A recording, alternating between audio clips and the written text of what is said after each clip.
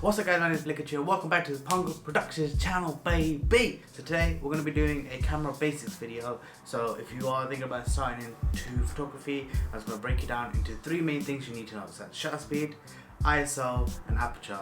Maybe not in that order, but I will carry on. I will be taking you through what each one means, what it does, and also a side effect that comes with each one, because they all do different things. But the main thing that they all do is basically control how much light your camera takes in. So let's get into it. So what is shutter speed? Shutter speed is how long a photo is taken.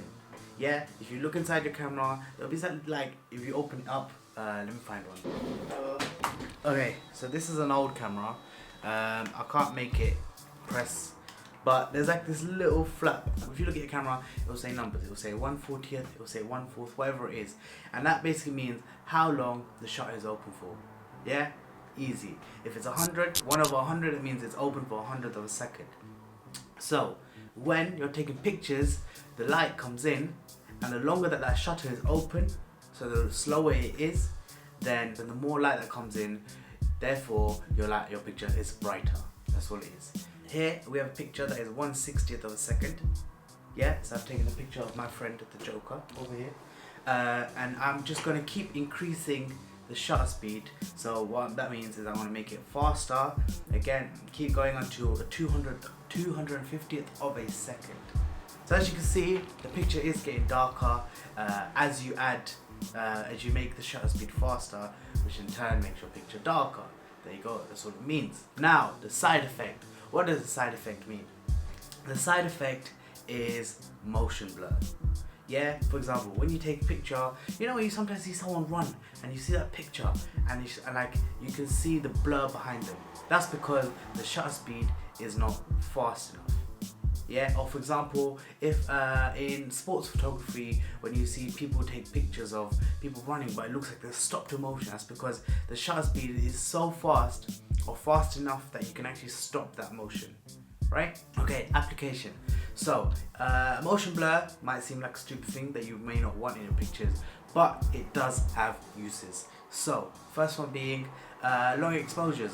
Yeah, if you're just taking pictures outside and you see those cars go by and they're like the headlights, if you want to take pictures like that, you want to open up your shutter. You want to open up your shutter speed, make it open for longer.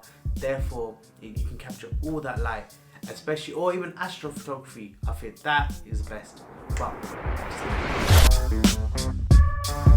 okay, the next thing we are going to talk about is aperture. Aperture is how big, you see your lens, it comes with the rings like this inside. You won't always see it, but sometimes you may. So, when you open up your aperture, so you make your aperture smaller, which is a bit confusing. Aperture, the smaller the number, the wider it is. The bigger the number, the smaller the hole. Yeah, it's inverse. Don't ask me why, that's just how it is. Yeah, so you see this thing, when it's all the way open, then you're letting as much light as you can possibly in. When it's all the way closed, you're letting little light in, so your picture's gonna get darker. Now, apertures do change with lenses. This one, you can check your aperture inside your lens. It will just be on the ring here, or sometimes they'll also put on the outside. But for example, on here, if we just look at this, let me get to focus. There, can you see it says 50mm, and it says 1 and then colon and a number, right? So obviously this is a fixed lens, so it's only 50mm. So the lowest aperture it can go is 1.2, and obviously you can go higher like 22 and whatnot, but it's a lot more expensive to get lenses that have lower apertures. Now, aperture, what is the side effect? The side effect is depth of field. You will hear this everywhere you go. You will hear blurry backgrounds, you will hear bokeh, you will hear all of this. This all comes from depth of field. Okay, so what is depth of field? You know what, on iPhones, you know that portrait mode, you know how everything goes blurry? Yeah, that is basically trying to copy what a lens does, right? Depth of field is basically how blurry your background is compared to your subject. So for example, if I put my hand here, right? You can see how blurry the background is, and that's good. It's not good, but like, I like it, you know, I like it. The way you achieve that is you make your aperture lower. The smaller the aperture, the more blurry it is between your background and your subject. As you can see here, I'm going to put a couple pictures of me increasing the aperture. So as you can see, as the lens hole is getting smaller and smaller and smaller and smaller, shrinking, there's less light, so the picture is getting darker. As well as this, for depth of field, I've also got my friend the Joker here. So he has a ruler next to him. As you can see, as I increase the aperture and make the number bigger, you can see more and more numbers on the ruler, and more of the background is in focus. So with applications, it varies. You know, for example, if you're taking a picture of a massive sunset or like a massive landscape, you want everything in focus, right? Because you don't want the tree in front of you to be in focus when the mountain in the background isn't in focus. That looks weird. You want to show all the details. Whereas if you're taking a picture of someone else or a product or a model, whatever it is, you want that person to be the focus of that image. So you would want your aperture to be low. You obviously, depending on what lens you have, you can put it as low as you want. Yeah. Okay, last but not least, we're going to be talking about ISO. ISO is basically fake brightness. That's it. It's always the thing that I set last when I take my pictures, because it's just a little boost. You know when on iPhone, when you press that thing and you swipe up and it just makes everything brighter. Consider that to be ISO. Yeah, it's the technical term, or the technical thing, is that it makes your sensor, so this camera sensor that you have right here, it makes that a lot more sensitive, so it will take in light a lot more easily. Yeah, so obviously I'm gonna have a couple pictures here of the Joker, and I'm gonna be increasing the ISO, and you can see how the image gets brighter. Yeah, now side effects.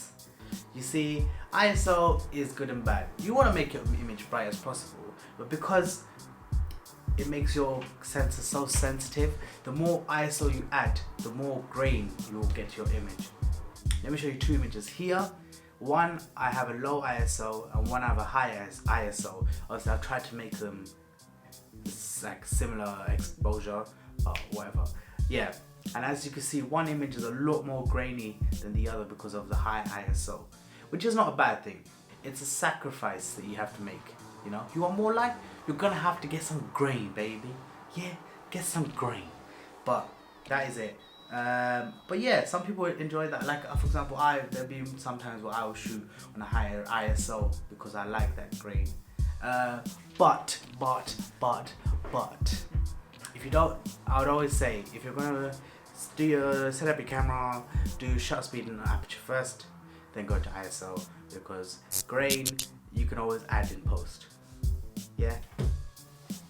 Try and reduce your ISO.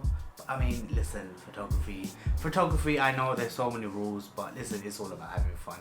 Just be creative, get out there and shoot. You now have the knowledge to know what each three of these main components mean. Go out there, take pictures. Okay, this is just a quick editor's note. I've made a chart, I'll put it on the screen right now. This chart is just for you lot, as in like I made it quickly. You can screenshot it, whatever you want to do, just to help with like taking pictures in the future. As a guideline, it just summarizes everything I've talked about in this video, but we'll get back into it. So hopefully you enjoyed that video. Subscribe if you already haven't. Like the video, comment down below. Is there any other tutorials that you want to see? Because I like doing this tutorial style videos, and I want to start doing more. So let me know if there's anything down below that you want to see. If you're not following us on Instagram already, go follow us on Instagram, baby. Yeah, hit us up, man. Listen, if you start taking pictures, I would love to see your work. You know, just DM me, drop me a message, say, hey man, I watched the video, I start taking pictures. Here's my pictures, and I would love to see. You know, I like spreading love, baby. But that's all from me. It's been your boy Aperture. This is another video from Punga Productions. Peace.